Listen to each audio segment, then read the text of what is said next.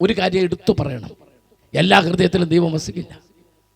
ആ ഹൃദയം വിശുദ്ധമായിരിക്കണം. കാരണം കർത്താവ് പരിശുദ്ധനാണ്. ഹല്ലേലൂയ. ചിലർക്കൊക്കെ അബദ്ധം പറ്റിയിട്ടുണ്ട്. ഞാനും നേർച്ച ഇടുന്നുണ്ട്, ഞാനും പള്ളിക്ക് ഇത്ര രൂപ കൊടുത്തിട്ടുണ്ട്, എൻ്റെ പേരിലാണ് ഞാൻ ചിലത് ചെയ്തിരിക്കുന്നത്, ഞാൻ കൊടുത്ത സ്ഥലത്താണ് പള്ളി ഇരിക്കുന്നത്. നല്ലതാണ്, വിരോധമൊന്നുമില്ല. ഞാൻ ഒരു എക്സാമ്പിൾ പറയുമ്പോൾ നിങ്ങൾക്ക് മനസ്സിലാകും. കേസ് ജയിക്കാൻ വേണ്ടി വക്കീലിനോട് പ്രതി ചോദിച്ചു, ജഡ്ജി എന്തെങ്കിലും കൊടുത്താൽ മേടിക്കോ? എന്നെ പറഞ്ഞു, അയ്യോ കൈക്കൂലൊന്നും പുള്ളി മേടിക്കില്ല, ജഡ്ജിയാ. എങ്ങനെയാ പുള്ളി ഒന്ന് സ്വാധീനിക്കാൻ പറ്റുന്നത്? നമുക്കൊരു ചെറിയ പണി നോക്കാം. നീ എന്തെങ്കിലും ഒന്ന് നല്ല സമ്മാനം, വില കൂടിയ സമ്മാനം എന്തെങ്കിലും പൊതിഞ്ഞ് ജഡ്ജി താമസിക്കുന്ന വീട്ടിൽ നിൽക്കുന്ന പാറാവുകാരൻ്റെ കൊടുത്തിട്ട് അടുക്കളയെ കൊണ്ട് ജഡ്ജിയുടെ ഭാര്യയുടെ കൊടുക്കാൻ പറഞ്ഞാൽ മതി. ജഡ്ജി അത് പിന്നെ അറിഞ്ഞു. അങ്ങനെ നമുക്കിതകത്തെത്തിക്കാം. അങ്ങനെ വക്കീൽ പറഞ്ഞു കൊടുത്തനുസരിച്ച് ഈ പ്രതിക്ക് സ്വന്തമായിട്ട് മീൻ പിടിക്കുന്ന ബോട്ടുള്ള ആളാണ്. 25 കിലോ നെയ്മീൻ ഒരു വലിയ കവറിനകത്ത് തെർമോകോളൊക്കെ ഇട്ട് ഐസ് വെച്ച് അച്ചമീൻ, പിടിച്ച മീൻ, ജീവനുള്ള മീൻ 25 കിലോ പാറാവുകാരൻ്റെ കൊടുത്ത് ജഡ്ജിയുടെ അടുക്കളയിൽ എത്തിച്ചു. മീനൊക്കെ അകത്ത് കൊടുത്തു കഴിഞ്ഞ് വക്കീലിൻ്റെ അടുത്ത് വന്നപ്പോൾ വക്കീൽ പറഞ്ഞു, കൊടുത്തോന്ന് ചോദിച്ചു. കൊടുത്തു. എന്താ കൊടുത്തതെന്ന് ചോദിച്ചു. 25 കിലോ നെയ്മീനാന്ന് പറഞ്ഞു. വക്കീൽ പറഞ്ഞു, പോയെന്ന് പറഞ്ഞു. എന്നാ? Judge നമ്പൂരിയ, judge ബ്രാഹ്മണനാണ്. യവന്റെ ജീവിതം തീർന്നതുകൊണ്ട് മര്യാദയ്ക്കിരുന്നാൽ മതിയായിരുന്നു. എത്ര പേർക്ക് ആ ഉദാഹരണത്തിന്റെ അർത്ഥം മനസ്സിലായി? നീ എന്തോ കൊടുത്താലും കൊടുക്കുന്നത് പരിശുദ്ധനായ ദൈവത്തിനാന്ന് അറിഞ്ഞോണം. അശുദ്ധമായ കൈ കൊണ്ടൊന്നും കൊടുക്കരുത്, അവൻ വാങ്ങില്ല. കൃപയുള്ളവർ ദൈവത്തെ സ്തുതിച്ചാട്ടെ. നിന്റെ ഹൃദയം വിശുദ്ധമാകണം. ഉടയവൻ അതിനകത്തുനിന്ന് പറക്കാൻ. ക്രിസ്തു നിന്റെ ഉള്ളിലേക്ക് വരുമ്പോഴാണ് നിന്റെ മനസ്സിന് മാറ്റം വരുന്നത്. അതിനടുത്ത പ്രോസസ്സിലേക്ക് ഞാൻ പോവുകയാണ്. വായിക്കാം. ഗലാത്യലേഖനം 2-ാം അധ്യായത്തിന്റെ 20-ാമത്തെ വാക്യം. യെസ്, അതിനടുത്ത പ്രോസസ്സിലേക്ക് പോകുന്നു. യെസ്, ഗലാത്യലേഖനം 2-ാം അധ്യായത്തിന്റെ 20-ാമത്തെ വാക്യം. ഞാൻ ക്രിസ്തുവിനോടുകൂടെ ക്രൂശിക്കപ്പെട്ടിരിക്കുന്നു. ഇനി ജീവിക്കുന്നത് ഞാനല്ല, ക്രിസ്തുവത്രേ എന്നിൽ ജീവിക്കുന്നു. ഈ വാക്കിന്റെ അർത്ഥം എത്ര പേർക്കറിയാം? ആ വാക്ക് നിങ്ങൾ ഒന്നുകൂടെ നല്ലപോലെ ഒരു 20 പ്രാവശ്യം പറഞ്ഞു. ഇനി ജീവിക്കുന്നത് ഞാനല്ല. സ്തോത്രം പറഞ്ഞേ. ഒന്ന് പറഞ്ഞു നോക്കിയേ. നീ ജീവിക്കുന്നത് ഞാനല്ല എന്ന് പറഞ്ഞാൽ എന്താ? ഞാൻ എന്ന് പറയുന്ന ഒരു അഹങ്കാരി എൻ്റെ അകത്തുണ്ടായിരുന്നു. അഹങ്കാരിയുടെ പേരാണ് ഞാൻ. എൻ്റെ അകത്തെ ഞാനെന്ന് പറയുന്ന അഹങ്കാരിയെ കൊന്നു. എൻ്റെ ഹൃദയത്തിനകത്ത് യേശു ഇരിക്കേണ്ട കസേരയിൽ ഒരു അഹങ്കാരി ഇരിപ്പുണ്ടായിരുന്നു. അവന്റെ പേരാണ് ഞാൻ. ഞാൻ എന്ത് ചെയ്തെന്നറിയാമോ? ആ അകത്തെ ആ ഞാനെന്ന് പറയുന്ന എന്നിലെ സ്വയം അല്ലെങ്കിൽ സെൽഫിഷ്നെസ് അല്ലെങ്കിൽ സ്വാർത്ഥതയെ ഞാൻ ക്രൂശിച്ചു. സ്തോത്രം പറഞ്ഞാട്ടെ. സന്തോഷത്തോടെ കർത്താവിനെ സ്തുതിച്ചാട്ടെ. ദൈവമക്കളെ, ക്രൂശ് പ്രസംഗിക്കാൻ നല്ലതാ. ഒരു കുറിപ്പൊക്കെ എഴുതി വെച്ച് നമുക്ക് പ്രസംഗിക്കാം. പക്ഷെ പൗലോസ് പറയാ, ക്രൂശിക്കപ്പെട്ടവനെ ക്രൂശ് പ്രസംഗിക്കാവും. ആമേൻ. പൗലോസ് പറയാ, ഞാൻ ക്രിസ്തുവിനോട് കൂടെ ക്രൂശിക്കപ്പെട്ടിരിക്കുന്നു. സ്തോത്രം പറഞ്ഞാട്ടെ. സന്തോഷത്തോടെ കർത്താവിനൊന്ന് സ്തുതിച്ചാട്ടെ. ഇന്ന് രാത്രി നിന്നിൽ ഒരു ക്രൂശിക്കപ്പെടുന്നതിന്റെ അനുഭവമുണ്ടോ? യേശു ക്രൂശിക്കപ്പെട്ടു. പക്ഷേ എൻ്റെ ജീവിതത്തിൽ ഞാൻ എൻ്റെ അകത്ത് ചുമന്നുകൊണ്ട് നടന്ന് ഒരുപാട് നാൾ ക്രിസ്ത്യാനികളെ കൊന്നു മുടിച്ചത് എൻ്റെ അകത്തെ ആ ഞാനാണ്. ദൂഷകനായിരുന്ന എന്നെ ദുഷ്ടനാക്കി മാറ്റിയ, എന്നെ സ്വാർത്ഥനാക്കി മാറ്റിയ ഞാൻ. ഞാനെന്ന് പറയാൻ ആർക്കാ അധികാരം? അത് കർത്താവിന് മാത്രമേ ഉള്ളൂ. ഞാനാകുന്നവൻ ഞാനാകുന്നു. സ്തോത്രം പറഞ്ഞ് ദൈവത്തെ ഒന്ന് സ്തുതിച്ചാട്ടെ. കൃപയിൽ നിറഞ്ഞ ദൈവത്തെ ഒന്ന് സ്തുതിച്ചാട്ടെ. ഇനി നിങ്ങൾ എന്നെ പൗലോസ് പറയാൻ അകം നിങ്ങൾ കീറി നോക്ക്. അതിനകത്ത് ഇനി ഞാനില്ല, പകരം ക്രിസ്തു എൻ്റെ അകത്ത് വസിക്കുന്നു. സന്തോഷത്തോടെ കർത്താവിനെ ഒന്ന് സ്തുതിച്ചാട്ടെ. മനസ്സ് നിറഞ്ഞ് ദൈവത്തെ ഒന്ന് സ്തുതിച്ചാട്ടെ. ആത്മശക്തിയോടെ കർത്താവിനെ ഒന്ന് സ്തുതിച്ചാട്ടെ. നമുക്ക് മുൻപോട്ട് പോകാം. ആമേൻ. അങ്ങനെ എൻ്റെ അകത്തെ ഞാനെന്ന് പറയുന്ന ആമേൻ ആ സ്വാർത്ഥതയെ ഞാൻ ക്രൂശിച്ചപ്പോൾ എനിക്കുണ്ടായി അതിനേക്കാൾ വലിയൊരു സന്തോഷമുണ്ട്. വായിക്കാം ഗലാത്യലേഖനം 3-ാം അധ്യായം അതിന്റെ 13-ാമത്തെ വാക്യം. യെസ്, മരത്തിന്മേൽ തൂങ്ങുന്നവനെല്ലാം മരത്തിന്മേൽ തൂങ്ങുന്നവനെല്ലാം ശപിക്കപ്പെട്ടവൻ എന്ന് എഴുതിയിരിക്കുന്നത് പോലെ ക്രിസ്തു നമുക്ക് വേണ്ടി ശാപമായി തീർന്നു. ഇന്ന് രാത്രി ഹല്ലേലൂയ, ഇനി എനിക്കൊരു ശാപവുമില്ല. യേശു ക്രിസ്തു കാൽവറിയിൽ യാഗമായത് എന്റെ പാപത്തിന് വേണ്ടി മാത്രമല്ല, അതെന്റെ ശാപം കൂടി മാറ്റാനാണ് ഉറച്ചു വിശ്വസിക്കുന്നവർ ആ കരമുയർത്തി സന്തോഷത്തോടെ ഹല്ലേലൂയ പറഞ്ഞ് കർത്താവിനെ സ്തുതിച്ചാണ് എന്റെ ശാപങ്ങൾ മാറി. സ്തോത്രം, ഹല്ലേലൂയ. ഇപ്പൊ നമുക്ക് അന്ധവിശ്വാസമൊന്നും 1-2 പേരെ ഇല്ലെന്ന് പറഞ്ഞല്ലോ. ഇപ്പൊ നമുക്ക് അന്ധവിശ്വാസമൊന്നും ഉറപ്പല്ലേ? ദേവദാസ് ഇല്ലല്ലോ. പച്ചവിട്ടിൽ വന്നാ കൊല്ലുവോ വീട്ടിൽ? പച്ചവിട്ടൽ എന്ന് പറഞ്ഞ സാധനമല്ലേ, അത് വന്നാ ചുറ്റിക എടുത്ത് അടിച്ചു കൊല്ലുവോ? കയറി വാ എന്ന് പറയും. ബൈബിളൊക്കെ വിശ്വസിക്കും, എന്നാലും പറയും പ്രാർത്ഥിക്കാൻ കല്യാണത്തിന് പോകാൻ 10 മണിക്ക് ഇറങ്ങിയാൽ മതി എന്ന് പറയും. എത്രയ്ക്ക് ഇറങ്ങിയാൽ മതി? 10:30. നമ്മൾ വിചാരിക്കും സൂര്യൻ എന്ന് വെച്ചിട്ടാണ്, അതൊന്നുമല്ല. അതവർക്കറിയാം 10:30 എന്തോ. ആമേൻ, സ്തോത്രം പറഞ്ഞാട്ടെ. എത്ര പേർക്ക് ഞാൻ പറയുന്നതിൻ്റെ അർത്ഥം മനസ്സിലായി? ഇപ്പോഴും ആമേൻ ചിലതൊക്കെ ശാപമാണെന്നും, ആമേൻ രാത്രി തുണി അലക്കരുതെന്നും, രാത്രി തേങ്ങ ചുരണ്ടരുതെന്നും, മുറം ചാരി വെക്കരുതെന്നും,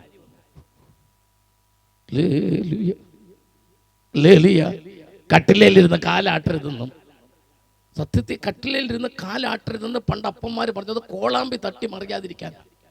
കാരണം അന്നൊന്നും വാഷ് ബേസിൻ ഇല്ലല്ലോ, തുപ്പുന്ന കോളാമ്പി ഇല്ലല്ലേ, അത് കട്ടിലിനടിയിൽ ഇരിപ്പുണ്ട്. അപ്പൊ കാലാട്ടിയാൽ എന്തോ പറ്റും? അതുകൊണ്ടാണ് കാലാട്ടരുതെന്ന് പറഞ്ഞത്.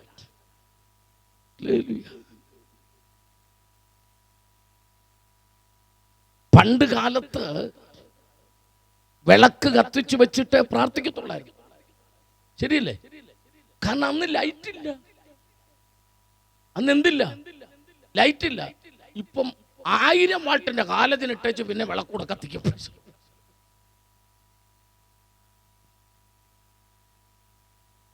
പണ്ട് പ്രാർത്ഥിച്ചുകൊണ്ടിരുന്നപ്പം ഈ വിളക്ക് മണ്ണെണ്ണ വിളക്ക് വെച്ചാണ് ആൾക്കാർ പ്രാർത്ഥിക്കുന്നത്. ഇപ്പൊ വീട്ടിലെ പൂച്ച ഈ വിളക്കെല്ലാം കൂടെ തട്ടിയിട്ട് ബഹളം ഉണ്ടാക്കുന്നുണ്ട്. വീട്ടിലെ അപ്പച്ചൻ പ്രാർത്ഥിക്കാൻ നേരം പൂച്ചയെ ഒരു കൊട്ടയ്ക്കകത്ത് അങ്ങ് അടച്ചു. കാരണം ഈ വിളക്ക് തട്ടി മറിച്ചിടാതിരിക്കാനാണ്. അപ്പച്ചൻ മരിച്ചു, അമ്മച്ചി മരിച്ചു, ആ പൂച്ചയും ചത്തു. ഇപ്പൊ വീടെല്ലാം ഇലക്ട്രിസിറ്റി ആയി, ആവശ്യം പോലെ ബൾബായി. ഇപ്പൊ വിളക്കില്ല, മണ്ണെണ്ണയിൽ ഒന്നുമില്ല. പക്ഷെ പ്രാർത്ഥിക്കണമെങ്കിൽ പൂച്ച വേണം. കാരണം പ്രാർത്ഥിക്കാൻ തുടങ്ങുമ്പോൾ വീട്ടിലെ മക്കൾ പറയും, മക്കളെ പൂച്ച പിടിച്ചോണ്ട് വാടാ. കാരണം അപ്പച്ചൻ പൂച്ച അടച്ചിട്ടിട്ടാ പ്രാർത്ഥിച്ച. അതൊരു പാരമ്പര്യമായി മാറി, അതൊരു ആചാരമായി മാറി. ആമേൻ, അതൊരു ചടങ്ങായി മാറി. തമ്പുരാൻ ഇന്ന് രാത്രി പറയാ, യേശു കാൽവരിൽ ഒരിക്കലായി യാഗമായപ്പോൾ സകല ശാപങ്ങളും മാറിപ്പോയതാ. ഇനി പാരമ്പര്യങ്ങളെല്ലാം യേശുവിന്റെ നാമത്തിൽ ഇന്ന് രാത്രി തുടച്ചു മാറ്റിക്കളയാൽ എന്റെ കർത്താവ് വിളിച്ചു പറയാ, നിന്റെ മനസ്സൊന്ന് ശുദ്ധീകരിക്കപ്പെടാൻ യേശു നിന്റെ ഹൃദയത്തിൽ വാഴുമ്പോൾ സകല പാരമ്പര്യങ്ങളും ഉടേണ്ടേ.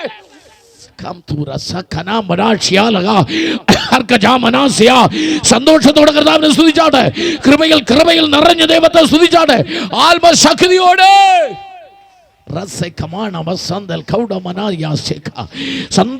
സന്തോഷത്തോടെ മനസ്സ് നിറഞ്ഞ് ഇനി ശാപങ്ങളില്ല. ഇനി ആര് ശപിച്ചാലും എനിക്കൊന്നും സംഭവിക്കില്ല. അവ കാരണം കൂടാതെ ശാപം വലിക്കുകയില്ല. ഇന്ന് രാത്രി വിശ്വസിക്കുന്നവർ യേശുവിന്റെ കൂടെ ഉള്ളത് കൊണ്ട്, യേശുവിന്റെ ഹൃദയത്തിലുള്ളത് കൊണ്ട് ഒരു ശാപവും എനിക്ക് ഫലിക്കില്ലെന്ന് ഉറപ്പുള്ളവർ, ഒരു മന്ത്രവാദവും ഒരു ലക്ഷണവിദ്യയോ എനിക്ക് ഫലിക്കത്തില്ലെന്ന് ഉറപ്പുള്ളവർ സന്തോഷത്തോടെ കർത്താവിനെ സ്തുതിക്കുക. ഹസിക്കമാന നിനക്ക് നന്മ വരാതിരിക്കാൻ, നിന്റെ മക്കൾ തോറ്റുപോകാൻ വേണ്ടി, നിനക്ക് ഐശ്വര്യം വരാതിരിക്കാൻ ഇന്നാരും മന്ത്രം ചെയ്തു എന്ന് പറഞ്ഞാൽ നീ പേടിക്കണ്ട. കാരണം തീക്കട്ടയിൽ ഉറും ഭരിക്കത്തില്ല. യേശു നിന്റെ അകത്തിരിക്കുമ്പോൾ നീ തീയാണ്. നീ തീയുടെ വേലിക്കകത്താ. ഒരു അന്ധകാരത്തിനും അകത്ത് കയറാൻ പറ്റില്ല. ഒരു മന്ത്രവാദ ശക്തിക്ക് നിന്റെ തലമുറയുടെ നന്മ തടയാൻ പറ്റില്ലെന്ന് ഉറപ്പുള്ളവർ ആമേൻ പറ. ഉറപ്പുള്ളവർ ഈ മെസ്സേജ് റിസീവ് ചെയ്യ്. ഇതിന് പ്രവചനമാറ്റം എടുക്കുക. ഇതിന്റെ തലമുറയുടെ നന്മ തടയാൻ ഒരു മന്ത്രവാദത്തിനോ ഒരു ദൂട്ട ശക്തിക്ക് കഴിയില്ല.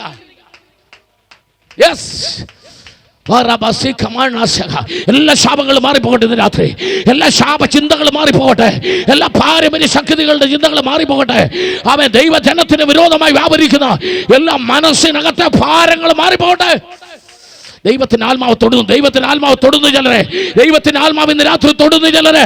ചില വിളിച്ചു പറ, ആ ദൂത് ഞാൻ ഏറ്റെടുക്കുന്നു പറ. ആ ദൂത് എന്റെ കുടുംബത്തോടാന്ന് പറ. ആ ദൂത് എന്റെ ഭവനത്തോടാന്ന് പറ. ആ ദൂത് എന്റെ ജീവിതത്തോടാന്ന് പറ. യെസ്. ഓ, വാതിലുകൾ തുറന്നു വരട്ടെ. തലമുറയ്ക്ക് വേണ്ടി വാതിലുകൾ തുറന്നു വരട്ടെ. തലമുറയുടെ പഠനത്തിന് വേണ്ടി യൂണിവേഴ്സിറ്റി വാതിലുകൾ തുറന്നു വരട്ടെ. അവരുടെ ഉപരിപഠനങ്ങളുടെ വാതിലുകൾ തുറന്നു വരട്ടെ. നിന്റെ യാത്രയുടെ വാതിലുകൾ തുറന്നു വരട്ടെ.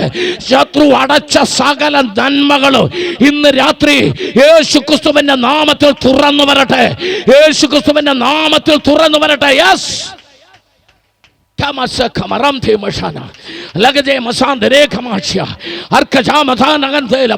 യേശുക്രിസ്തുവിന്റെ അധികാരമുള്ള നാമത്തിൽ ഇന്ന് രാത്രി ഞങ്ങൾ ജയമെടുക്കുന്നു. വചനത്താൽ, യേശുവിന്റെ വചനത്താൽ, പരിശുദ്ധാത്മാവിനാൽ ഇന്ന് രാത്രി ഞങ്ങൾ ജയമെടുക്കുകയാണ്.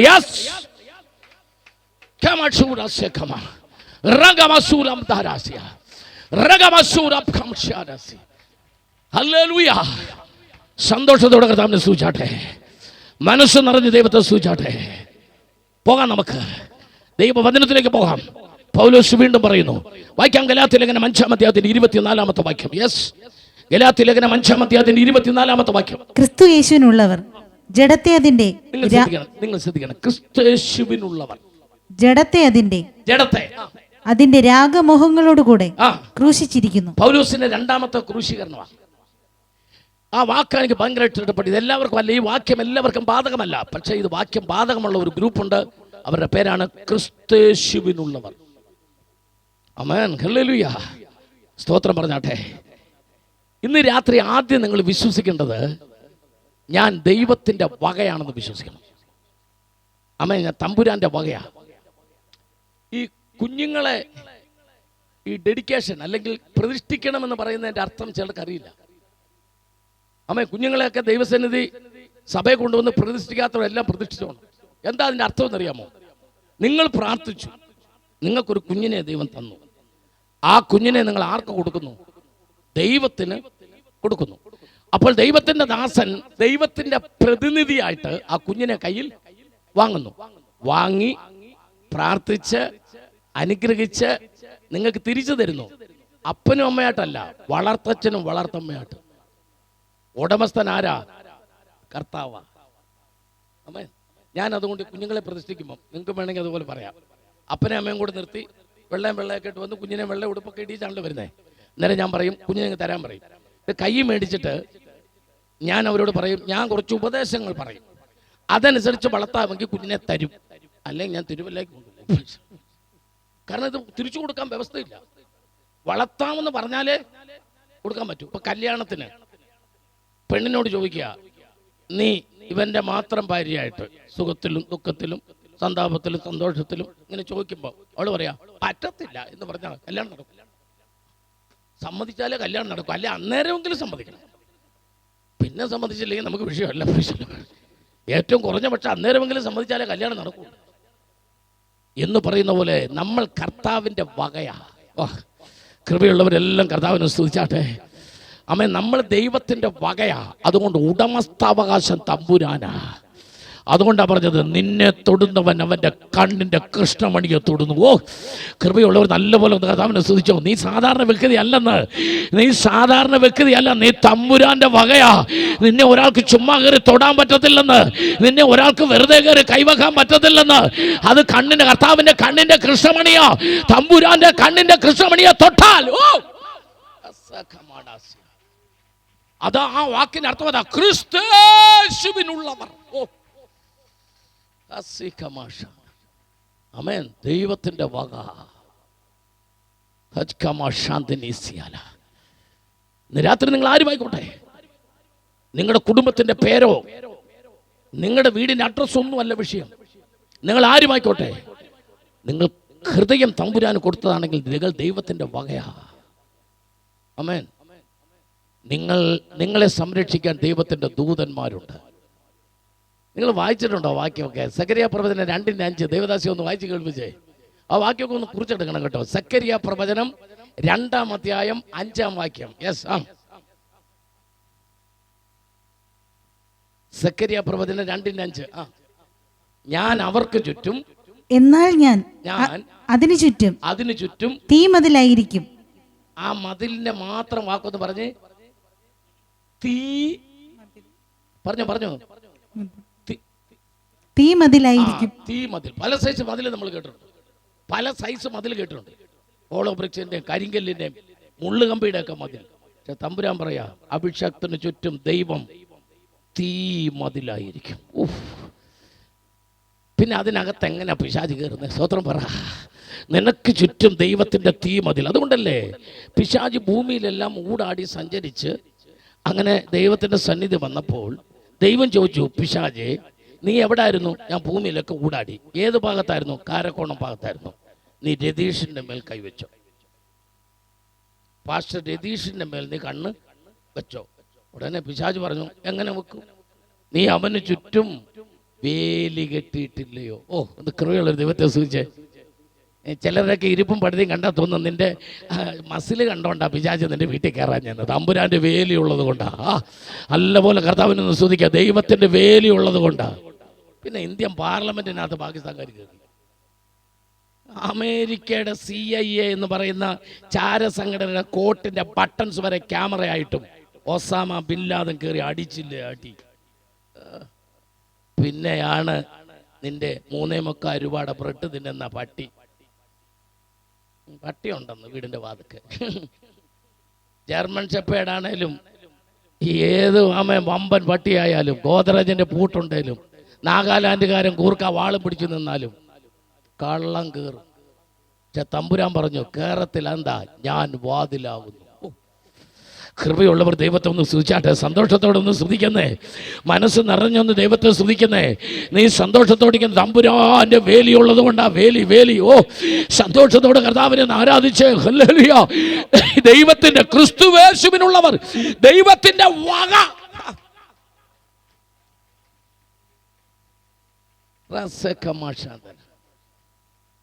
പിശാച് ചോദിച്ചു, നീ ആ ഇയ്യോബിന്റെ വേലി ഒന്ന് പൊളിക്കാമോ എന്ന് ചോദിച്ചു. ദൈവം പറഞ്ഞു, പൊളിച്ച് നിനക്ക് തരാം. നീ ചൊറിയോ പുഴുവോ എന്നാ വേണമല്ലോ നീ കാണിച്ചു. പക്ഷെ ജീവനെ മാത്രം തൊടരുത്. അതെന്താ? അവൻ എൻ്റെ വകയാ. എത്ര സന്തോഷമുണ്ട്. എനിക്കൊരു ദൂത് പറയാനുണ്ട്. നല്ലൊരു വാക്യമാണ്. സമയത്തിന്റെ പരിമിതി കൊണ്ട് ഞാനൊന്ന് പറഞ്ഞ് പോകാതെ. ആമേൻ.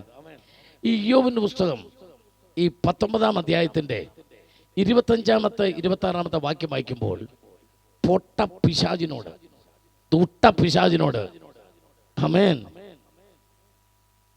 ഇയ്യോബ് പറയുന്നതായിട്ട് നമുക്ക് മനസ്സിലാകുന്ന ഒരു സെന്റൻസ് അവിടെ കൊടുക്കുന്നുണ്ട്. എൻ്റെ ത്വക്ക്. നിങ്ങൾ ഓർക്കണം, ഈ ഇയ്യോബിന്റെ ദേഹത്ത് ഇങ്ങനെ ചൊറി വന്നിട്ടേ അതിങ്ങനെ പഴുത്തിട്ട് അതിൽ പുഴു ഇങ്ങനെ എഴുന്നേറ്റിരിക്കുമ്പം ഈ ചൂട് ചാരം വാരി ഇയ്യോബ് ആ വ്രണത്തിനകത്തിടും, ചൊറിച്ചിൽ സഹിക്കാൻ വയ്യാഞ്ഞിട്ട്. എന്നിട്ട് ഓട്ടും കഷ്ണം കൊണ്ട് പുഴുവിനെ ഇങ്ങനെ തോണ്ടിയെറിയും. അവിടെ എഴുതിയിട്ടുണ്ട്, പിന്നെയും വേദന. അങ്ങനെ കയ്യിലോട്ട് നോക്കിയിട്ട് ഇയ്യോബ് പറയുന്നൊരു സെന്റൻസ് ഉണ്ട്, എൻ്റെ ത്വക്ക് ഇങ്ങനെ നശിച്ചാലും ഞാൻ ദേഹസഹിതനായി അവനെ കാണും എന്ന് പറഞ്ഞ അർത്ഥം എന്നാന്ന് പറയാം. എഴുന്നേറ്റ് നിന്ന് തുള്ളിച്ചാടിനെ ചാടിക്കണം. അതിൻ്റെ അർത്ഥം ഞാൻ പറയാൻ പോവാ. എടാ പൊട്ട പിശാചേ, നീ ചൊറി വരുത്തിയത് എൻ്റെ തൊലിയല, എൻ്റെ ദർശനത്തെ ചൊറി വരില്ല. എൻ്റെ വിശ്വാസത്തെ ചൊറി പിടിപ്പിക്കാൻ നിനക്ക് പറ്റില്ല. അവൻ എൻ്റെ വിശ്വാസം ആഴത്തില. നിനക്ക് പുഴുവിനെ കൊണ്ടുവരാനും ചൊറി പിടിപ്പിക്കാനും പറ്റുന്ന ഒന്നേ ഉള്ളൂ, അതെന്റെ ത്വക്ക, അതെന്റെ തൊലിയ. ഈ തൊലി നശിച്ചാലും കൃപയുള്ളവരാരാച്ചു, കൃപയുള്ളവരാരാച്ചു, കൃപയുള്ളവരാരാച്ചു. അന്ധകാര ശക്തിക്ക് ഏത് രോഗം വേണമെങ്കിലും കൊണ്ടുവരാം, പക്ഷെ നിന്റെ ദർശനത്തെ തകർക്കാൻ പറ്റില്ലെന്ന്, നിന്റെ വിശ്വാസത്തെ തകർക്കാൻ പറ്റില്ലെന്ന് ദൈവം നിന്നെ കുറിച്ച് ചില പ്ലാൻ ചെയ്തിട്ടുണ്ട്. നീ നാളെ ആരാകണം, നിന്റെ കുടുംബം എന്താകണം, നീ എവിടെയെല്ലാം പോകണം, നിന്റെ ശുശ്രൂഷ എന്തായിരിക്കണം. നീ ഇന്ത്യയിലെ ഒരു റിവൈവലിസ്റ്റായി, ഒരു പ്രസംഗകനായി, ഒരു പ്രൊഫറ്റായി, ഒരു പ്രവാചകനായി ദൈവം നിന്നെ ഉയർത്താൻ ആഗ്രഹിക്കുമ്പോൾ ഒരു പിശാചിനും നിന്നെ തൊടാൻ പറ്റില്ല. മോനെ പ്രാർത്ഥിച്ചോ. വാര്യാപുരം യോനാച്ചായം പറഞ്ഞ ഒരു ദൂതുണ്ട്, തെക്കുന്നൊരു തീ കത്തും. ആ പ്രവാചകൻ മരിച്ചുപോയി, പക്ഷെ അദ്ദേഹം പറഞ്ഞ പ്രവചനം എല്ലാവരും കുറിച്ച് വെച്ചോ. തെക്കുന്നൊരു തീ കത്തും. ബ്ലൂട്ടൊക്കെ കുറച്ചുകൂടി മേടിച്ചു വെച്ചോ. അത് തിരുവനന്തപുരത്തു നിന്നാണ് കത്തുന്നത്, അത് കന്യാകുമാരി നിന്നാണ് കത്തുന്നത്. തെക്കുന്ന ആ തീക്കകത്ത് നമ്മളെല്ലാം കാണും. ഒരു ഉണർവ് വരാൻ പോവാ. ഓ, പാസ്റ്റേഴ്സൊക്കെ എത്ര പേരുണ്ട് ഇതിനകത്ത്? ആമേൻ പറയാൻ ധൈര്യമുള്ളവർ. ആര്യനാട്ടിൽ നിന്നൊക്കെ എത്ര പേര് വന്നിട്ടുണ്ട്? ആമേൻ. അത് കത്താൻ പോകുന്നത് തിരുവനന്തപുരം കന്യാകുമാരി ഒരു തീ, ഒരു ആത്മാവിൻ്റെ തീ കത്താൻ പോവാ. ആ തീ ഇവിടുന്ന് കത്തിയാൽ വടക്ക് നിന്ന് വരുന്ന വാളിനെ അത് ഒടിച്ചു കളയും. വടക്ക് നിന്ന് വരുന്ന വാളിനെ അത് കത്തിച്ചു കളയും. വടക്ക് നിന്ന് വരുന്ന വാളിനെ തകർക്കാൻ തെക്ക് നിന്നൊരു തീ വരുന്നുണ്ടെന്ന് പരിശുദ്ധാത്മാ പറയുന്നു. അധികം താമസിക്കാതെ തെക്ക് ദേശത്ത് നിന്ന് കന്യാകുമാരി തിരുവനന്തപുരം ഭാഗത്തുനിന്ന് ശക്തമായ റിവൈവൽ നടക്കാൻ പോകുക. അതിനകത്ത് ഞാനുണ്ടാകും, ഞാനുണ്ടാകും എന്ന് ഉറപ്പുള്ള എത്ര പേരുണ്ട്? അതിനകത്ത് ഞാനുണ്ട്, അതിനകത്ത് ഞാനുണ്ട്, അതിനകത്ത് ഞാനുണ്ട്, അതിനകത്ത് ഞാനുണ്ട്, അതിനകത്ത് ഞാനുണ്ടെന്ന് പറയാൻ, ഞാനുണ്ടെന്ന് പറയാൻ ഇന്ന് രാത്രി അതിനകത്ത് ഞാനുണ്ട്.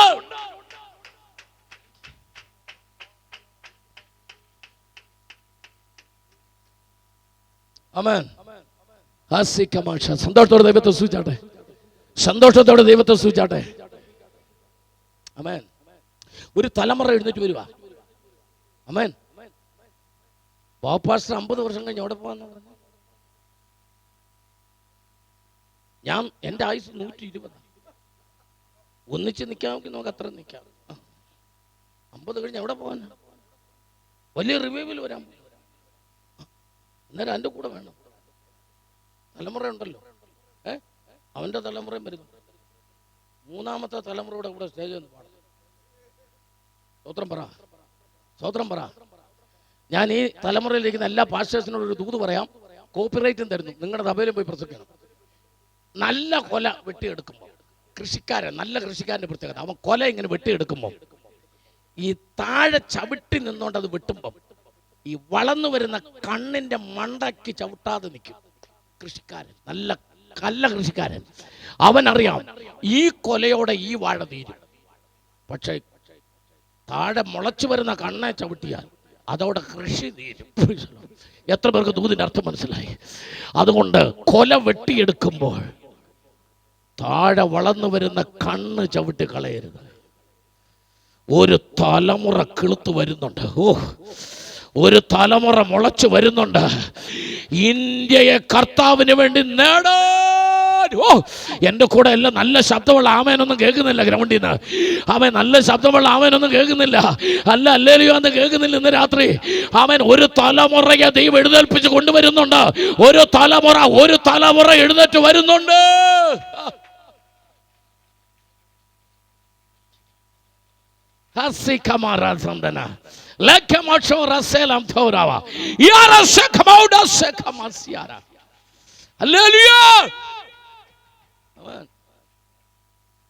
അതുകൊണ്ട് എല്ലാ പാസ്റ്റേഴ്സിനോട് ഞാൻ പറയാ, കൊലയൊക്കെ വെട്ടിയെടുക്കുന്ന കൊള്ളാം, സഭയ്ക്കകത്തെ വാഴത്തയ്യ കയറി ചവിട്ടരുത്. എല്ലാവരും പറയും ഇപ്പോൾ സഭയിലെ കുഞ്ഞൂട്ടിച്ചായൻ പ്രാർത്ഥിച്ച് അവസാനിപ്പിക്കും. എന്താ കുഞ്ഞുട്ടിച്ചാന് മാത്രമേ പ്രാർത്ഥിക്കാൻ അറിയത്തുള്ളൂ? 25 വയസ്സുള്ള ചെറുക്കിന് പ്രാർത്ഥിക്കാൻ അറിയില്ലേ? ഈ വാഴക്കണ്ണിനോട്ടുള്ള ചവിട്ട് നിർത്തിക്കണം. എല്ലാവർക്കും കൊലയുള്ളത് ആ കിളുത്ത് വരുന്നവനൊരു പ്രാർത്ഥിക്കാൻ ഒരു സമയം കൊടുത്തുകൂടെ? ബ്രദറെ, കൊടുക്കരുത്. കുഞ്ഞുട്ടിച്ചായൻ മാത്രമേ പ്രാർത്ഥിക്കുള്ളൂ. ഇപ്പോഴാ പാസ്റ്ററെ കാര്യം ഇപ്പോഴാ പിടി കിട്ടിയത്. എല്ലാവരും ഈ വളർന്നു വരുന്ന തയ്യയുടെ മണ്ടയ്ക്ക് കയറി ചവിട്ടിക്കൊണ്ടാ കൊല വെട്ടുന്നേ. ഈ നിന്റെ സഭയ്ക്കകത്തെ യൗവനക്കാരൻ എഴുന്നേറ്റ് വരാൻ സമയം കൊടുക്കുക. അതേ രണ്ട് ഇല വരട്ടെന്ന് മണ്ടയ്ക്ക് കയറി ചവിട്ടാതെ അതേ രണ്ട് ഇല വരട്ടെ. അതേ രണ്ട് ഇല വരട്ട്. ഇല വരാതെ എങ്ങനെ കൊല വരും? ഇല വരാൻ സമ്മതിക്കണ്ടേ ആദ്യം? സന്തോഷത്തോടെ കർത്താവിനെ സ്തുതിച്ചാട്ടെ. ഇവിടെ ഇരിക്കുന്ന എല്ലാ അമ്മമാരോടും പറയുന്നു, എല്ലാ ദിവസവും നിങ്ങളുടെ കുഞ്ഞുങ്ങളുടെ തലയെ കൈവച്ച് പ്രാർത്ഥിക്കണം. എല്ലാ അമ്മമാരും അടുത്ത തലമുറയിൽ കർത്താവിന് വേണ്ടി പ്രയോജനപ്പെടാനോ, അടുത്ത തലമുറയിൽ കർത്താവിന് വേണ്ടി പ്രയോജനപ്പെടാൻ. ആമേൻ. ഒറ്റ പദമാണ് എന്നെ കൊണ്ട് ഇത്തരം പറഞ്ഞത്, ക്രിസ്തേശുവിനുള്ളവർ. അവരെ തമ്പുരാൻ ക്രിസ്തുവിനെ മനസ്സുള്ളവരായിട്ട് മാറ്റിക്കൊണ്ടിരിക്കുക. ആമേൻ. ഹല്ലേലൂയ. സ്വത്രം. ഞാൻ എളുപ്പം പോകാൻ സമയമില്ല. ആമേൻ. അല്പവേഗത്തിൽ പോകാൻ സ്വത്രം. അടുത്ത പദത്തിലേക്ക് ഞാൻ കിടക്കുക. ആമേൻ. എന്താ? ക്രിസ്തുവേശുവിനുള്ളവർ അവരുടെ ജഡത്തെ അതിന്റെ രാഗമോഹങ്ങളോടുകൂടെ പൗലോസ് പറയാ, നന്മ ചെയ്യാൻ എനിക്ക് ആഗ്രഹമുണ്ടെങ്കിലും ഇച്ഛിക്കാത്ത തിന്മ എന്റെ അകത്ത് വസിക്കുന്നു. റോമാലേഖനം 7-ാം അധ്യായത്തിൽ 23-ാമത്തെ വാക്യം, അയ്യോ ഞാൻ അരിഷ്ട മനുഷ്യൻ, ഈ മരണത്തിന് അധീനമായ ഈ പാപ ശരീരത്തിൽ നിന്ന് എന്നെ ആർ വിടുവിക്കും? എന്താ പൗലോസ് പറഞ്ഞേ? പൗലോസ് പറയാ, എന്റെ അകത്തൊരു മൂർഖം പാമ്പുണ്ട്. ഇവിടെ നിന്ന് ചിരിക്കുന്ന അന്യഭാഷ പറയുന്നവരെല്ലാം ഓർത്തോ, നിങ്ങളുടെ എല്ലാ അകത്തൊരു മൂർഖം പാമ്പുണ്ട്. അതൊക്കെ സമയം വരുമ്പം என்கிட்ட விளையாடாத. அப்ப கொஞ்சம் முன்னாடி ஆராதனை நீ அந்நியமா சொன்ன, அதெல்லாம் கரெக்டப்பா, அதெல்லாம் கரெக்ட். பட்டா விளையாண்டா பாம்பு புளிய வரும். 21 ദിവസം ഉപവാസം നടക്കുന്നിടത്ത് 20-ാമത്തെ ദിവസം ഞാൻ പ്രസംഗിക്കാൻ അകത്തോട്ട് കയറുക. അതോട്ട് കയറുമ്പം ഒരാൾക്ക് ഫോൺ വന്നു. സൈലന്റിലായിരുന്നു, പക്ഷെ അതെടുത്തോണ്ട് പുള്ളി വെളിയിലോട്ട് വരിക. ഞാൻ ഷൂ ഇങ്ങനെ ഊരിക്കൊണ്ടിരിക്കുമ്പോൾ പുള്ളി എന്നെ കണ്ടില്ല, ഞാനാ പ്രസംഗിക്കുന്നത് അറിഞ്ഞില്ല. പുള്ളി ഫോണിനകത്തോട് പറയാ, വെക്കടാ ഫോൺ, ഞാൻ ഉപവാസത്തിലാ, നാളെ തീരും, നാളെ കഴിഞ്ഞ് നിന്നെ കാണാം. യവനോട് പ്രസംഗിക്കാനാ ഞാൻ അകത്തോട്ട് കയറുന്നത്. പാമ്പ് ചത്തിട്ടില്ല. പൗലോസ് പറയാ, എൻ്റെ അകത്തൊരു പാമ്പുണ്ട്, പക്ഷേ പത്തി വിടർത്താൻ ഞാൻ സമ്മതിക്കില്ല. അതിന്റെ രാഗമോഹങ്ങളോടുകൂടി ഞാൻ അവനെ എന്തോ ചെയ്തു? ക്രൂശിച്ചു തൂക്കിയിട്ടിരിക്കുക. അവൻ അവിടെ കിടന്ന് പൊളയുന്നല്ലാതെ എൻ്റെ അകത്ത് കിടന്ന് പൊളയല്ല. അവന്റെ പൊളച്ചിലും വിളച്ചിലെല്ലാം ആ കാണിയെ കിടന്ന് കാണിച്ചോണം. സ്വത്രം പറഞ്ഞാട്ടെ. അതിന്റെ രാഗമോഹങ്ങളോടുകൂടെ ഹല്ലേലൂയ സന്തോഷത്തോടെ കർത്താവിനെ സ്തുതിച്ചേ. മനസ്സ് നിറഞ്ഞ ദൈവത്തെ സ്തുതിച്ചേ. ആത്മശക്തിയോടെ കർത്താവിനെ സ്തുതിച്ചേ. ഇന്ന് രാത്രി ഈ മഹായോഗത്തിന്റെ 4 ദിവസം കഴിഞ്ഞ് ഇവിടെ നിന്ന് എഴുന്നേറ്റ് പോകുമ്പോൾ ക്രിസ്തുവിന്റെ മനസ്സുള്ളവരായിട്ട് എഴുന്നേറ്റ് പോകണം. കർത്താവിനെ നന്ദിയോടെ സ്തോത്രം പറഞ്ഞ് സ്തുതിക്കേ. ഹല്ലേലൂയ, ഹല്ലേലൂയ, ആമേൻ, ഹല്ലേലൂയ. നന്ദിയോടെ കർത്താവിനെ സ്തുതിച്ചാട്ടെ. മനസ്സ് നിറഞ്ഞൊന്ന് സ്തുതിച്ചാട്ടെ. മനസ്സ് നിറഞ്ഞ ദൈവത്തെ സ്തുതിച്ചാട്ടെ. ഹല്ലേലൂയ. സന്തോഷത്തോടെ മനസ്സ് നിറഞ്ഞ ദൈവത്തെ സ്തുതിച്ചാട്ടെ. ആമേൻ. പോകാം, നമുക്ക് വായിക്കാം. ഗലാത്യ ലേഖനം 6-ാം അധ്യായത്തിലെ 14-ാമത്തെ വാക്യം ദേവദാസ് വായിച്ചേ. എനിക്കോ നമ്മുടെ കർത്താവായ യേശുക്രിസ്തുവിന്റെ ക്രൂശിലല്ലാതെ പ്രശംസിപ്പാൻ ഇടവരരുത്. ഇതാണ് ക്രിസ്തുവിന്റെ മനസ്സുള്ളവരുടെ മറ്റൊരു പ്രത്യേകത.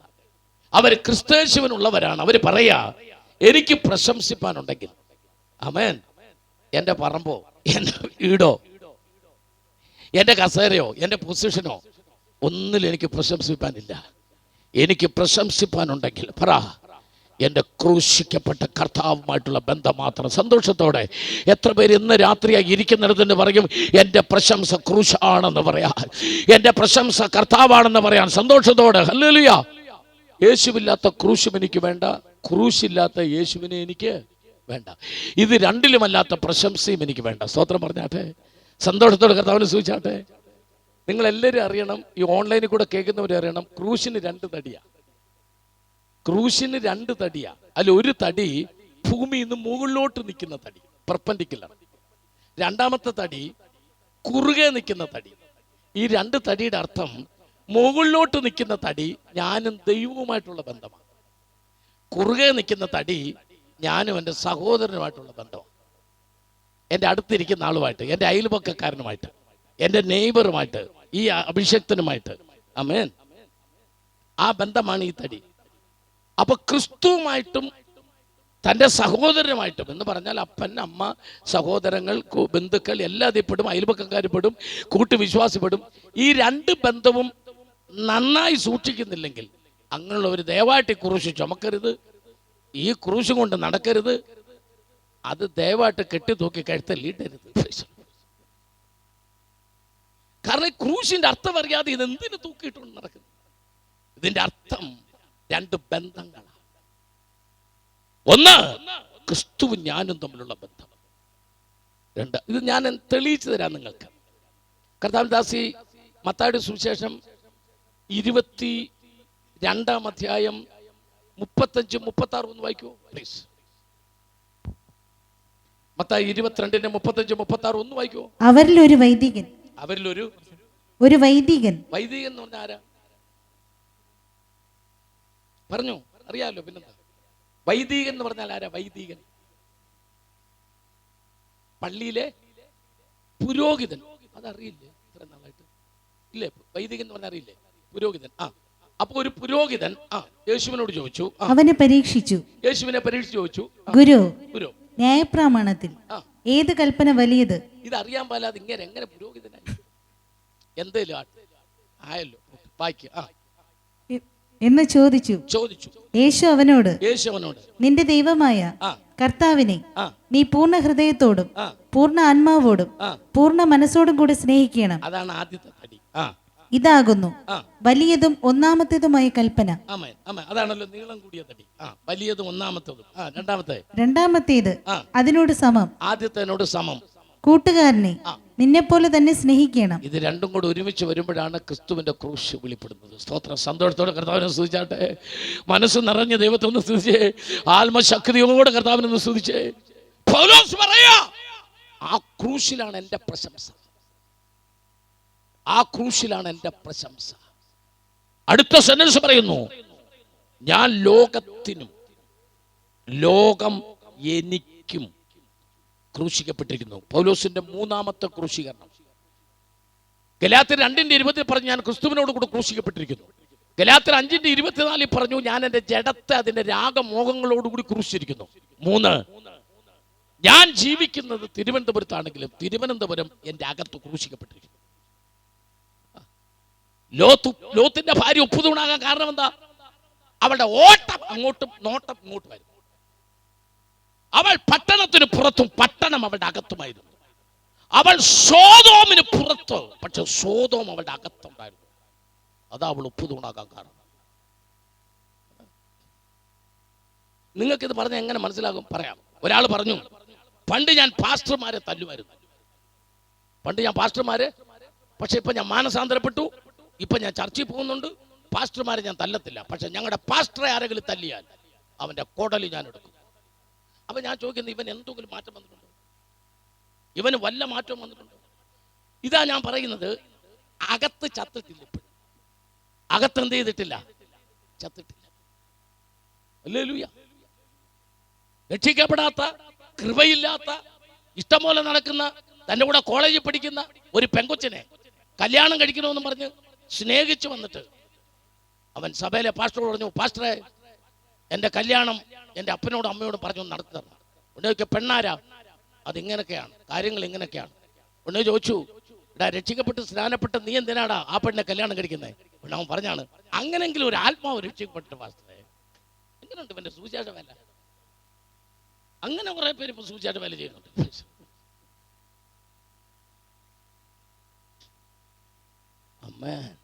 എന്താ കാര്യം? അക്കം ഇതുവരെ ശരിയായിട്ടില്ല. ഇവൻ ലോകത്തിലല്ല, പക്ഷെ ലോകം ഇവന്റെ അകത്താണ്. ഇവൻ സഭയ്ക്കകത്താ. നാട്ടിൽ വെള്ളം പൊങ്ങിയപ്പം സൈഡ്രമും ഡ്രമ്മും വായിക്കുന്ന രണ്ടുപേര് തമ്മിൽ വർത്താനം പറയാ, എടാ, ഞായറാഴ്ച ഞാൻ കാണുകയല്ല, നീ ഡ്രമ്മ് മാത്രം വായിച്ചാൽ മതി, സൈഡ്രം വായിക്കാൻ ഞാൻ കാണുകയല്ല. എന്താ? ഞാൻ മീൻ പിടിക്കാൻ പോകും. അവൻ പറഞ്ഞു, എടാ, അടുത്ത ആഴ്ച പിടിക്കാം. അവൻ പറഞ്ഞു, അടുത്ത ആഴ്ച സൈഡ്രം വായിക്കാൻ, പക്ഷേ അടുത്ത ആഴ്ച മീൻ കാണുകയല്ല. കാരണം വെള്ളം കയറിയ സമയത്ത് ഊത്ത വരൂ. അപ്പൊ കാര്യം മുഷിക്ക കുട്ടനാടാ.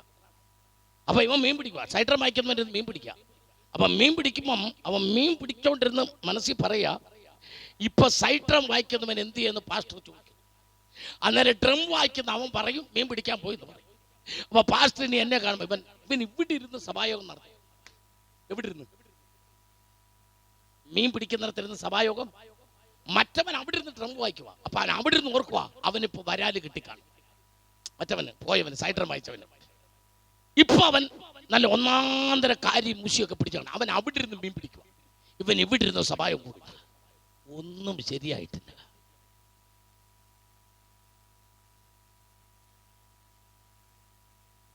നീ ജീവിക്കുന്ന ലോകം നിന്റെ അകത്ത് കയറരുത്.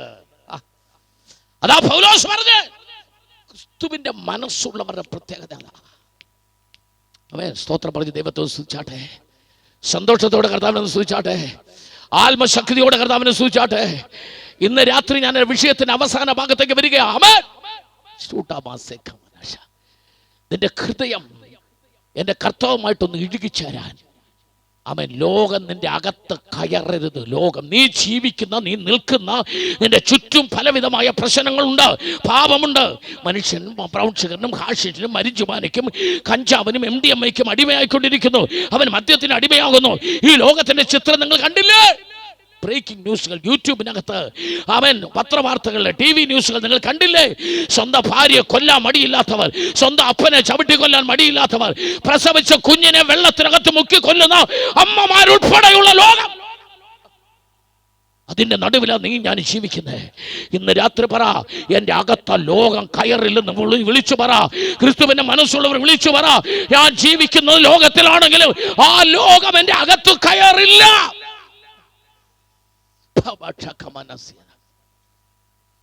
നമ്മുടെ വാക്യത്തിലേക്ക് വരാം. ക്രിസ്തുയേശുവിന്റെ മനസ്സ് വായിക്കാം. സദർശവാക്യങ്ങൾ 1-ാം അധ്യായം അതിന്റെ 23-ാമത്തെ വാക്യം ഒന്ന് വായിച്ച് കേൾപ്പിച്ചേ.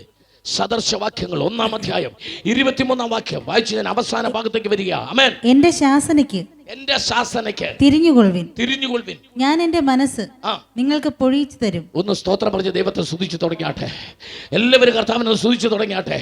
പക്ഷെ ഇതിന്റെ ഇംഗ്ലീഷ് ഇങ്ങനെ അല്ല കിടക്കുന്ന. KJV കിങ് ജെയിംസ് വേർഷനിൽ ടേൺ ടു മൈ സ്പിരിറ്റ് എന്ന, എൻ്റെ ആത്മാവിലേക്ക് നീ ഒന്ന് തിരിഞ്ഞു വരാനാ. കറക്റ്റ് അതിന്റെ ട്രാൻസ്ലേഷൻ അതാ. എൻ്റെ ശാസനയ്ക്ക് തിരിഞ്ഞു കൊള്ളുക മലയാളത്തിൽ കിടക്കുക. ഞാൻ ആ രണ്ടും എടുക്കാൻ പോവാ. കർത്താവിന്റെ ശാസനയ്ക്ക് നീ തിരിയണം. ദൈവത്തിന്റെ വചനം ശാസനയ്ക്കുള്ള വചനമാണ്. ആമേൻ എന്ന് പറഞ്ഞ അർത്ഥം അവന്റെ വചനത്തിലേക്ക് ഇന്ന് രാത്രി നീ തിരിയണം. അവന്റെ ആത്മാവിലേക്ക് ഇന്ന് രാത്രി ഒന്ന് തിരിയണം. അങ്ങനെയാണെങ്കിൽ ഇന്ന് രാത്രി നിനക്ക് ദൈവം തന്നെ മനസ്സ് പൊഴിച്ചു തരാൻ. കൃപയുള്ള ദൈവത്തിന്റെ മക്കൾ ഇന്ന് രാത്രികാലം വചനം കേട്ടുകൊണ്ടിരിക്കുമ്പോൾ ആത്മശക്തിയോടെ കർത്താവിനൊന്ന് സ്തുതിക്കുക. ആത്മശക്തിയോ ടേൺ ടു മൈ സ്പിരിറ്റ്, എന്റെ ആത്മാവിലേക്ക് ഒന്ന് തിരിയാൻ.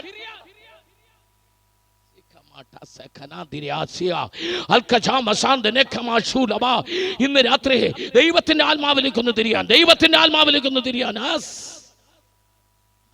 നിന്നെ വശീകരിച്ചു കൊണ്ടുപോകുന്ന, നിന്നെ വലിച്ചു കൊണ്ടുപോകുന്ന ഒരുപാട് പാപങ്ങൾ കണ്ടാ തിരിച്ചറിയാതെ.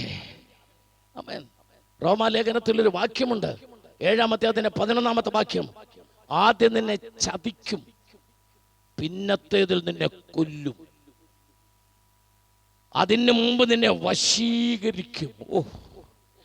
വശീകരിച്ചു കൊണ്ടുപോയി ചതിക്കും. പാപത്തിന്റെ സ്വഭാവമാ. നിന്നെ വശീകരിക്കും, നിന്നെ കൊണ്ട് ചതിക്കും, അതിനുശേഷം നിന്നെ കൊല്ലും. ഇന്ന് രാത്രി ദൈവത്തിന്റെ പരിശുദ്ധാത്മാ പറയാ, നിന്നെ വശീകരിക്കുന്നത് നിന്റെ ചുറ്റുമുണ്ട്. അതിൽ വീണു പോകാതെ അവൻ ദൈവത്തിന്റെ ആത്മാവിലേക്കൊന്ന് തിരിയാൻ. ഞാൻ എൻ്റെ ആ പ്രസംഗത്തിന്റെ ആ കൺക്ലൂഷനിൽ ഒറ്റ ചിന്ത നിങ്ങളുടെ മുമ്പിൽ നിന്ന് വെച്ച്, ഇതൊരു ന്യായമായ ഒരു ചോദ്യമാണ്, നിങ്ങൾക്ക് എല്ലാവർക്കും ചോദിക്കാം. പാസ്റ്ററെ, ഇന്ന് രാത്രിയിലെ പാസ്റ്ററുടെ പ്രസംഗത്തിനകത്ത് ക്രിസ്തുവിന്റെ മനസ്സുള്ളവരാകാൻ പ്രസംഗിച്ചു. എങ്ങനെയാ പാസ്റ്ററെ ഈ ലോകത്തിൽ ക്രിസ്തുവിന്റെ മനസ്സുള്ളവരാകുന്നത്? ഇത്രയും പ്രശ്നമുള്ള ലോകത്തിൽ യേശുവിന്റെ മനസ്സുള്ളവരോ? ഫിലിപ്പിയിലെ ലേഖനം 2-ാം അധ്യായത്തിന് 5-ാമത്തെ വാക്യത്തിൽ പൗലോസ് പറയുന്നു, ക്രിസ്തു യേശുവിനുള്ള ഭാവം നിങ്ങളിലും ഉണ്ടായിരിക്കട്ടെ. യേശുവിന്റെ ഭാവം നമ്മൾ എങ്ങനെ വരും? അപ്പോസ്തലനായ പൗലോസ് പറയാണ്, ഞാൻ ക്രിസ്തുവിന്റെ അനുകാരിയായിരിക്കുന്ന പോലെ നിങ്ങൾ എന്നെ അനുകരിപ്പീൻ. നടക്കുവോ ചോദിക്കുന്നു. ന്യായമായ ചോദ്യമാണ്. പാസ്റ്റർ ചോദിക്കും, എല്ലാവരും ചോദിക്കും. പാസ്റ്റർക്ക് ആ ചോദ്യമുണ്ട്, ജോൺ ബ്രദറിനോട് ആ ചോദ്യം. പക്ഷെ ഇന്നത്തെ ഈ ലോകത്തിൽ ഇത് നടക്കുന്ന പ്രസംഗമാണ്. പാസ്റ്റർ നടക്കുവോ ഇത്? അത് പറഞ്ഞു തന്നിട്ട് ഞാൻ പ്രാർത്ഥിക്കും. യേശു ക്രിസ്തുവിന് അറിയായിരുന്നു മൊബൈൽ ഫോൺ ഇറങ്ങും. 2000 വർഷം മുമ്പ് യേശു ക്രിസ്തുവിന് അറിയായിരുന്നു മൊബൈൽ ഫോൺ ഇറങ്ങും. അറിയത്തില്ല, യേശുവിന് അറിയത്തില്ല, അറിയാം. ആമേൻ. അത്യാവശ്യം 1-2 വാക്യങ്ങളൊന്ന് വായിച്ച്, ഫോണിനെ കുറിച്ചൊക്കെ ബൈബിളിലുള്ള ഒന്ന് വായിച്ചിട്ട് ഞാൻ പോകാം. ഇതറിയായിരുന്നു ദൈവത്തിന്. വായിക്കാം. സഭാപ്രസംഗം 9-ാം അധ്യായത്തിന്റെ 12-ാമത്തെ വാക്യം, യെശയ്യാ പ്രവചനം 51-ാം അധ്യായത്തിന്റെ 20-ാമത്തെ വാക്യം. ഇത് രണ്ടും ഒന്ന് വായിച്ച് കേൾപ്പിച്ചിട്ട് ഞാൻ പോകാം. ആമേൻ, സ്തോത്രം. യെസ്, സഭാപ്രസംഗം 9-ാം അധ്യായത്തിന്റെ 12-ാമത്തെ വാക്യം. മനുഷ്യൻ തന്റെ കാലം അറിയുന്നില്ലല്ലോ. മനുഷ്യൻ തന്റെ കാലം അറിയുന്നില്ലെന്ന് മാത്രമല്ല, അവന്റെ കോലോ അറിയില്ല. എന്തു പാട്ട് വായിച്ചോ, ബാക്കി വായിച്ചോ. വല്ലാത്ത വലയിൽ. എന്നാ വലയാ? വല്ലാത്ത വലയിൽ. വല്ലാത്ത വലയിൽ പിടിപെടുന്ന. യെസ്, അതിന്റെ കറക്റ്റ് ഇംഗ്ലീഷിൽ കിടക്കുന്നത്, KJV-ൽ കിടക്കുന്നത് ഈവിൾ നെറ്റ് എന്ന്. Evil net. ആമേൻ. അതാണ് എയർടെൽ, അതാണ് ഐഡിയ, അതാണ് വോഡഫോൺ, അതാണ് ടാറ്റ. ആമേൻ. ഈവിൾ നെറ്റ്, വല്ലാത്ത വലയിൽ മനുഷ്യൻ അകപ്പെടും. വായിക്കാം. യെശയ്യാ പ്രവചനം 51-ാം അധ്യായത്തിൽ 20-ാമത്തെ വാക്യം. യെശയ്യാ 51:20. യെസ്, നിന്റെ മക്കൾ ബോധം കെട്ട്. നിന്റെ മക്കൾ ബോധം കെട്ട്. രാവിലെ എഴുന്നേറ്റ് വരുമ്പോ ചില മക്കളുടെ കണ്ണു നോക്കി ഉപ്പന്റെ കണ്ണു പോലെ ഇരിക്കും. ഉറങ്ങിയിട്ടില്ല, രാത്രി മുഴുവൻ തോണ്ടുമില്ലായിരുന്നു. നിന്റെ മക്കൾ ബോധം കെട്ട് വലയിലകപ്പെട്ട മാൻ എന്ന പോലെ. മതി മതി. ഒരെണ്ണം കൂടെ വേണം, വായിച്ചേക്കാം. ബൈബിളിൽ ഇഷ്ടം പോലെ വാക്യമുണ്ട്. വായിക്കാം. യെഹെസ്കേൽ പ്രവചനം 19-ാം അധ്യായത്തിന് 8-ാമത്തെ വാക്യം. യെഹെസ്കേൽ പ്രവചനം 19-ാം അധ്യായത്തിന് 8-ാമത്തെ വാക്യം കൂടെ ഒന്ന് വായിച്ചോ. വലയാണ് വിഷയം. അപ്പോൾ ജാതികൾ ചുറ്റുമുള്ള സംസ്ഥാനങ്ങളിൽ നിന്ന് അവന്റെ നേരെ വന്ന് അവന്റെ മേൽ വല വീശി. ബംഗാളികളാ. ഇവിടുത്തെ ഒരുപാട് വീട്ടമ്മമാരെ അവർ കൊണ്ടുപോയെന്ന് വല വീശി. വാട്സാപ്പിനകത്തൂടെ അവന് മലയാളത്തിൽ ഒറ്റ സെന്റൻസ് അറിയൂ, നീ എന്റെ കൂടെ ബർന്നോ. പോയി മതി, ബർന്നോ ചോദിച്ചു, ബർന്നു എന്ന് പറഞ്ഞു. ചുറ്റുമുള്ള സംസ്ഥാനങ്ങളിൽ നിന്ന് വന്ന് വല വീശി. ഇത് ഈ ലോകത്തിൽ സംഭവിക്കും, വളരെ വ്യക്തം. ഞാനൊരു ദൂത് നിങ്ങളോട് പറയാം. ഞാനും കെ എബ്രഹാമിന്റെ പേര്, എൻ്റെ പ്രസംഗങ്ങളും എല്ലാം യൂട്യൂബിൽ കിടപ്പുണ്ട്. ഇന്നിപ്പോൾ മൊബൈലില്ലാതെ ഇനി ജീവിക്കാൻ പറ്റില്ല. ഇനി മൊബൈലിനേക്കാൾ കുറച്ചുകൂടെ ആകർഷണീയവും ആധുനികമായതും ഇറങ്ങുള്ളൂ. ആവശ്യത്തിന് ആപ്പുകൾ മൊബൈലിനകത്തുണ്ട്. എല്ലാ ആപ്പുകളും നല്ല ആപ്പുകളാണ്. ഒരു പുതിയ ആപ്പ് ഉടനെ ഇറങ്ങുമെന്ന് പറയുന്നു. ഭർത്താവ് മനസ്സിൽ ചിന്തിക്കുന്നത് ഭാര്യയുടെ ഫോണിൽ വരും. ഭാര്യ വീട്ടിനകത്തിരുന്ന് ചിന്തിച്ചാൽ അത് ഭർത്താവിന്റെ ഫോണിൽ വരും. ഇപ്പൊ നിങ്ങൾ എന്താ പ്രാർത്ഥിക്കുന്നതെന്ന് എനിക്കറിയാം. കർത്താവേ, അത് വരുന്നതിന് മുമ്പ് കാഹളം ധ്വനിക്കണേ. കൂട്ട ആത്മഹത്യകൾ നടക്കുന്ന നാട്യ.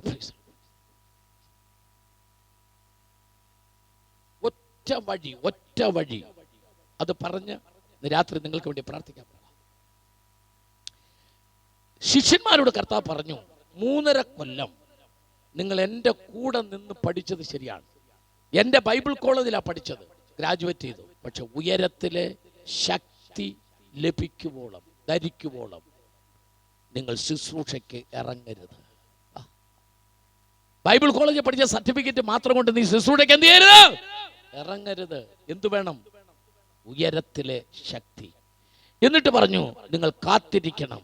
അങ്ങനെ 120 പേർ മർക്കോസിന്റെ മാളിക മുറിയിൽ കാത്തിരുന്നു. അവൻ എളുപ്പം ഞാൻ പറഞ്ഞു പോകാം. അവർ ഒരു സ്ഥലത്ത് ഒരുമിച്ച് കൂടിയിരിക്കുമ്പോൾ കർത്താവിന്റെ ദാസി എടുത്തോ, കൊടിയ കാറ്റടിക്കുന്നത് പോലെ ഉയരത്തിൽ നിന്ന് ഒരു മുഴക്കം ഉണ്ടായി. സ്വത്രം പറഞ്ഞേ, കൊടിയ കാറ്റടിക്കുന്ന പോലെ. ആമേൻ. 2-ാം അധ്യായത്തിന് 1-ാമത്തെ വാക്യം, അപ്പോസ്തല പ്രവൃത്തി. ആമേൻ. അവർ ഒരു സ്ഥലത്ത് ഒരുമിച്ച് കൂടിയിരിക്കുമ്പോൾ കൊടിയ കാറ്റടിക്കുന്ന പോലെ. ആമേൻ. വായിച്ചോ. ആകാശത്ത് നിന്ന് ഒരു മുഴക്കം ഉണ്ടായി. മുഴക്കം ഉണ്ടായപ്പോൾ അത് കാതുകളുമായിട്ടാണ് മുഴക്കത്തിന് ബന്ധം. അപ്പോൾ അവരുടെ ചെവി അഭിഷേകം പ്രാപിച്ചു. ചെവി. അപ്പോൾ അവരിയ്ക്കുന്നതിന്റെ വീട് മുഴുവൻ ആ കാറ്റ് നിറച്ചു. അപ്പോൾ അവരത് ശ്വസിച്ചു. അപ്പോൾ അവരുടെ മൂക്കുകൾ അഭിഷേകം പ്രാപിച്ചു. ഇപ്പൊ ചിലർ ചോദിക്കും, മൂക്കൊക്കെ അഭിഷേകം പ്രാപിക്കുമല്ലോ. ആണുങ്ങളുടെ മൂക്ക് അഭിഷേകം പ്രാപിച്ചുകൊണ്ടാണ് അതിനകത്തൂടെ പുക വരാത്തത്. അല്ലേ? ഇഷ്ടംപോലെ ട്രെയിനിൽ നിന്ന് പുക വരുന്ന പോലെ വന്നോണ്ടിരുന്ന അല്ലേ ബ്രദറെ? പൊടി കയറുകയുമില്ല, പുക വരികയുമില്ല. Praise the Lord. അപ്പോൾ മൂക്ക് അഭിഷേകം പ്രാപിച്ചു. അടുത്തത് അത് അവരുടെ അഗ്നിജ്വാല പോലെ പിളർന്നിരിക്കുന്ന നാവുകൾ അവർക്ക് പ്രത്യക്ഷമായി. അപ്പോൾ പ്രത്യക്ഷമായപ്പോൾ കണ്ണുകൾ അഭിഷേകം പ്രാപിച്ചു. 4 അവരിൽ ഓരോരുത്തരുടെ മേൽ പതിഞ്ഞു. അപ്പോൾ ത്വക്ക് അഭിഷേകം പ്രാപിച്ചു. 5 എല്ലാവരും പരിശുദ്ധാത്മാവ് നിറഞ്ഞവരായി. ആത്മാവ് അവർക്ക് ഉച്ചരിപ്പാൻ നൽകിയതുപോലെ അന്യഭാഷകൾ സംസാരിച്ചു തുടങ്ങി. അപ്പോൾ അവരുടെ നാക്ക് അഭിഷേകം പ്രാപിച്ചു. ഒന്ന് നല്ലപോലെ കർത്താവിനെ ഒന്ന് സ്തുതിച്ചാട്ടെ. മനസ്സ് നിറഞ്ഞ ദൈവത്തെ സ്തുതിച്ചാൽ പരിശുദ്ധാത്മാവ് നിന്റെ മേൽ വരാതെ, നിനക്കത് ലഭിക്കാതെ, അതിന് യൂണിഫോം ഇല്ലാതെ, ആ അഭിഷേകം പ്രാപിക്കാതെ നീ പുറത്തിറങ്ങരുത്. എന്താ കാര്യം? നിന്നെ തകർക്കാൻ എല്ലാ പദ്ധതികളുമായിട്ട് ശത്രു വരുന്നുണ്ട്. ഇന്ന് 2000 വർഷത്തിന് ശേഷം ഇറങ്ങിയ കമ്പ്യൂട്ടറും മൊബൈലും ഉൾപ്പെടെയുള്ള ആധുനിക സംവിധാനങ്ങൾ മനുഷ്യനെ പാപത്തിലേക്ക് വലിച്ചഴയ്ക്കുമ്പോൾ തമ്പുരാൻ പറഞ്ഞു, അഭിഷേകം എന്ന് പറയുന്നതിൻ്റെ പഞ്ചേന്ദ്രിയങ്ങളെ മുഴുവൻ അഭിഷേകം ചെയ്യണം. ആമേൻ. സന്തോഷത്തോടെ കർത്താവിനെ സൂചിച്ചോടെ നിന്നെ നാക്കിനെയും നിന്റെ മൂക്കിനെയും നിന്റെ ചെവിയെയും നിന്റെ ത്വക്കിനെയും എവിടെ ഇരിക്കണം, എവിടെ നടക്കണം, ആരെ തൊടണം, ആരെ തൊടരുത്, എന്ത് പറയണം, എന്ത് പറയരുത്, എന്ത് കേൾക്കണം, എന്ത് കേൾക്കരുത്, എല്ലാം തീരുമാനിക്കുന്നത് പരിശുദ്ധാത്മാവാണ്.